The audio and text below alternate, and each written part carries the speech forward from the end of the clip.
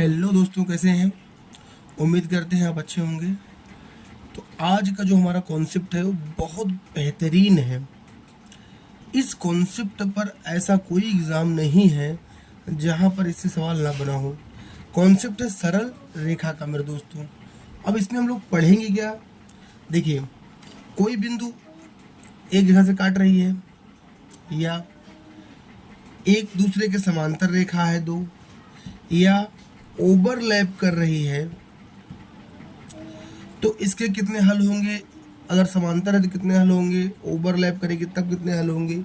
इसके अलग अलग नाम हैं और अलग अलग नामों के अलग अलग कंडीशन हैं जो हमें पढ़ना है।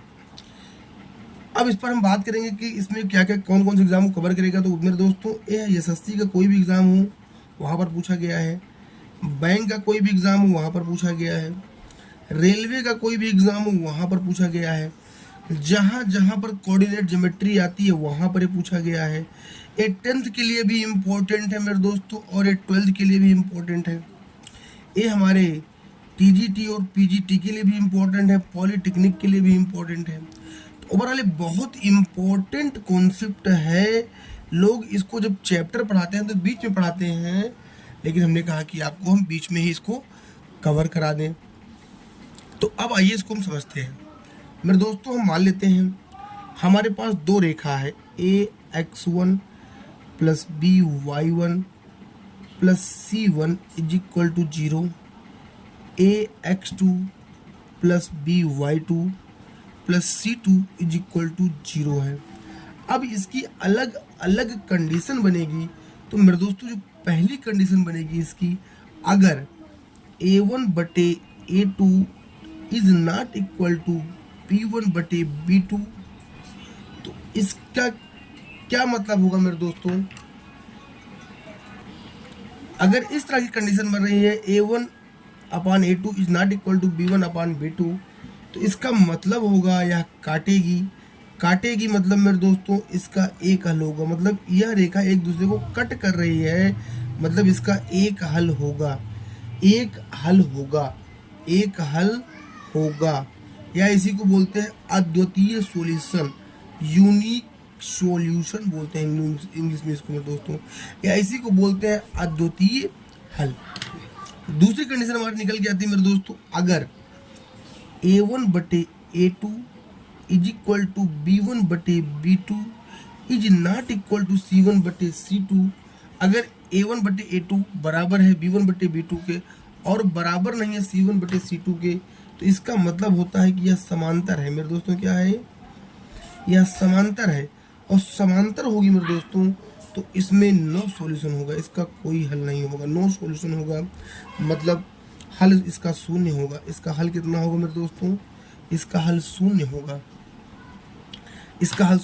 इसको दिमाग में रखना मेरे दोस्त। तीसरी कंडीशन बनती है आपकी, अगर a1 बटे a2 बराबर b1 बटे b2 is equal to c1 बटे c2 है, इसका मतलब है कि ये ओवरलैप कर रही है, मतलब एक लाइन दूसरी लाइन के ऊपर है। एक लाइन है मेरे दोस्तों, अगर ये एक लाइन हमारी है तो दूसरी लाइन इसी के ऊपर है, ओवरलैप कर रही है। इसका मतलब होगा कि इसके इनफाइनाइट सॉल्यूशन होंगे, इसके अनंत हल होंगे मेरे दोस्तों, अनंत हल होंगे, इसके अनंत हल होंगे मेरे दोस्तों। अब हम बात करते हैं, तो कॉन्सेप्ट हो गया, अगर आपको ए आएगा तभी आप सवाल लगा पाएंगे। अब क्वेश्चन बनेगा कैसे, आइए इस पर हम चर्चा करते हैं। 1 बाय 1 क्वेश्चन कैसे बनेगा, कैसे लगाएंगे इस सवालों को, कैसे बनता है मेरे दोस्तों, सवाल की चर्चा करते हैं। तो क्वेश्चन दिया रहेगा मेरे दोस्तों आपको, जैसे दिया है 5x minus 7, 5x minus Y is equal to 7 और x minus Y is equal to minus 1 के कितने हल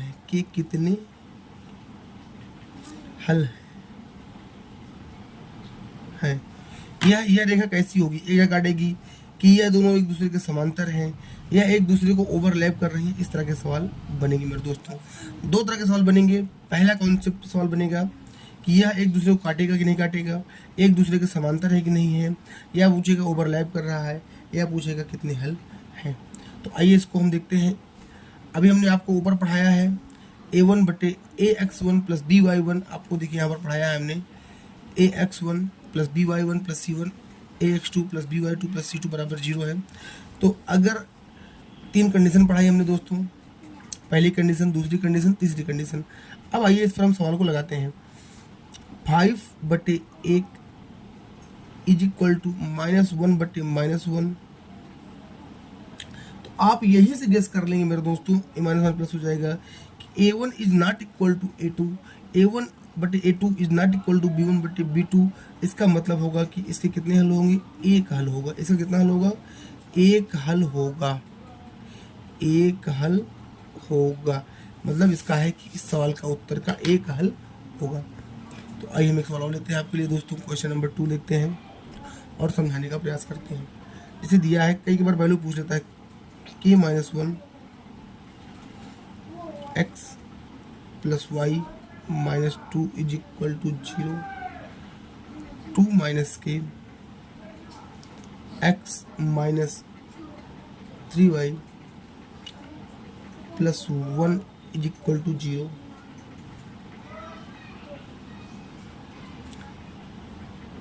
ये जो समीकरण है एक दूसरे के समांतर है, एक दूसरे